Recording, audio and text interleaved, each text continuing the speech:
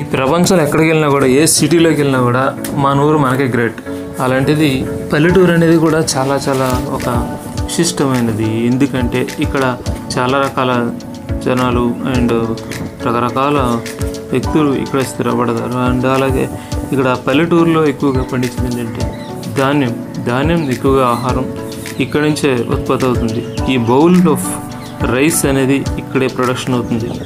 ఈ ప్రపంచాన్ని మనం చూడాలంటే మన పల్లెటూరు లైఫ్కి అక్కడికి వెళ్ళాల్సిందే. అక్కడికి వెళ్తే మన వ్యవసాయ క్షేత్రంలో మనకి ఈ రైస్ బౌల్ ఎలాగా మనకి ఇక్కడ తయారవుతుంది, ఏ విధంగా ఉత్పత్తి అవుతుంది అని మన ప్రతి అంశాన్ని ఇక్కడ చూడొచ్చు.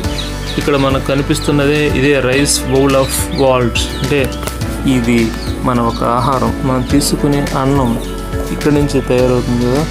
ఇది చూస్తాను కదా, ఇన్ని హెక్టేర్లు ఈ కనిపిస్తున్న అంతా కూడా చెరువులు, ఒక ప్రకృతి ఎంత ప్రశాంతంగా కనిపిస్తుందంటే అక్కడ దూరంగా చెరువులు, ఆ చెరువు గట్టు మీద చెట్లు ఇవన్నీ ఉంటాయి.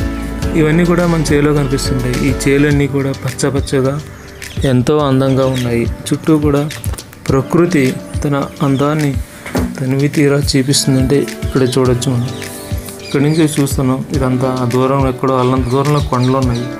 ఆ కొండలపైనే మేఘాలు, ఆ మేఘాలు కురిసినప్పుడు వర్షాలు, ఇలా ప్రతిదీ కూడా ప్రకృతి తన భాగంలో చేసుకుంటుంది. అలాంటిది ఇక్కడే ప్రతిదీ ఉత్పత్తి అవుతుంది. అందుకే పల్లెటూరు ప్రపంచం చాలా గ్రేట్.